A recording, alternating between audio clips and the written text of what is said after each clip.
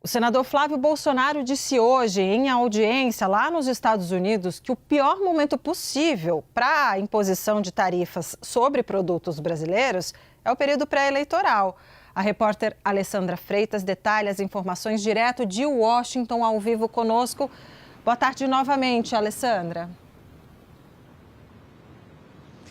Boa tarde, Débora, e boa tarde para todo mundo no Brasil. Exatamente, esse foi um dos principais argumentos apresentado aí pelo senador Flávio Bolsonaro durante a audiência aqui em Washington. Ele disse à comissão do governo americano que a imposição das tarifas agora teria o efeito contrário ao pretendido, fortalecendo politicamente o presidente Lula, ao invés de pressionar aí o governo brasileiro, que seria o que o Donald Trump, em teoria, gostaria, né? Essa é a teoria do Flávio Bolsonaro. A audiência aconteceu nessa terça-feira, né, aqui em Washington, durante o segundo e último dia das sessões públicas promovidas pelo escritório do representante de comércio dos Estados Unidos, a gente conhece aqui como USTR. As discussões fazem parte da investigação comercial que deve embasar a decisão do governo americano sobre essa aplicação das tarifas de 25% contra produtos brasileiros. A gente espera essa decisão até o dia 15 de julho.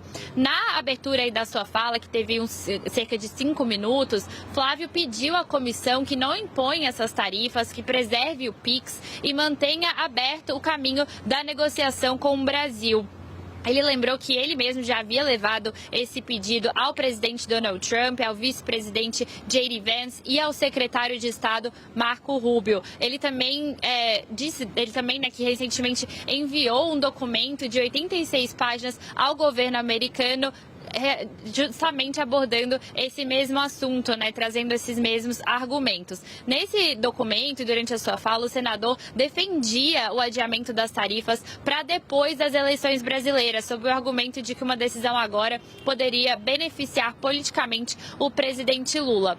No final da audiência, eu perguntei ao Flávio Bolsonaro se a posição dele continuava sendo o adiamento ou se defendia o cancelamento das tarifas. Ele respondeu que o objetivo é o cancelamento da medida, afirmou que não quer tarifas para o Brasil. Ele também disse que, na visão dele, e eu abro aspas aí, o único que quer tarifas é o presidente Lula. Nos 5 minutos de discurso, o senador concentrou também essa argumentação dele em 3 temas. Foi a censura, a corrupção e o PIX. Sobre a censura, ele afirmou que as decisões contra as plataformas digitais americanas, aí o Meta e o X, foram tomadas pelo Supremo Tribunal Federal e pelo governo Lula. Afirmou que as tarifas puniriam a população brasileira. Ele defendeu aí o PIX também, disse que não compete com essas plataformas digitais americanas, né? Eles são independentes. Ele falou aí por cerca de 5 minutos, né? A gente acompanhou as falas dele e agora a gente segue acompanhando, né? Aguardando até o 15 de julho essa decisão do governo americano. Débora. Muito obrigada, Alessandra, pelas informações ao vivo, direto de Washington. E a gente chama Edilene Lopes para analisar, né, essa história toda, porque, na verdade, tornou-se uma questão política, uma questão eleitoral, uma questão que era técnica, com acusações mútuas. Você é o culpado pelo tarifaço? Não é você, não é você. Edilene Lopes.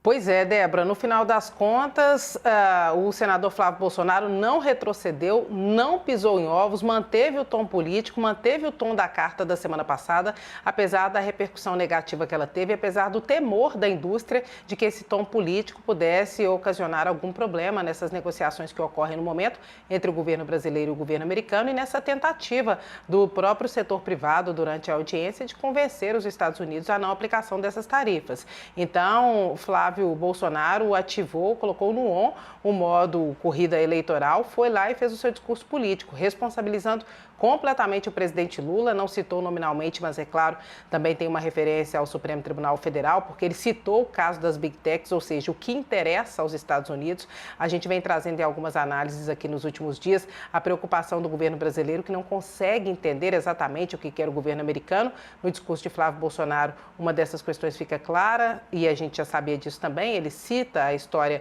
das Big Techs e faz essa defesa, que é uma defesa puramente política, e no fim das contas, o discurso dele hoje, nessa audiência nos Estados Unidos, não teve a repercussão que todos imaginavam que teria.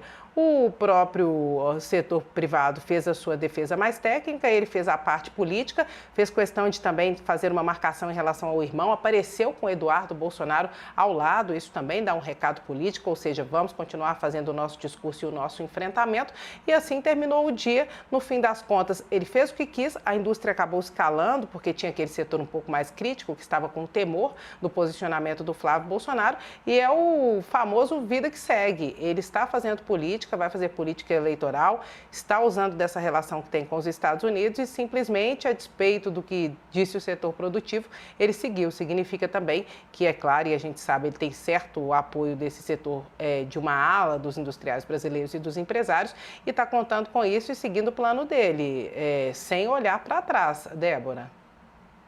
É isso, até porque, né, vamos imaginar um cenário em que ele não viesse para a linha de frente contra o tarifaço, etc. Ia ficar apanhando muito, sendo responsabilizado. E aí ele cria ali uma outra narrativa, uma narrativa alternativa para se defender e para quase como uma vacina para o que virá de acusação da esquerda. Muito obrigada, Edilene Lopes. Excelente trabalho para você.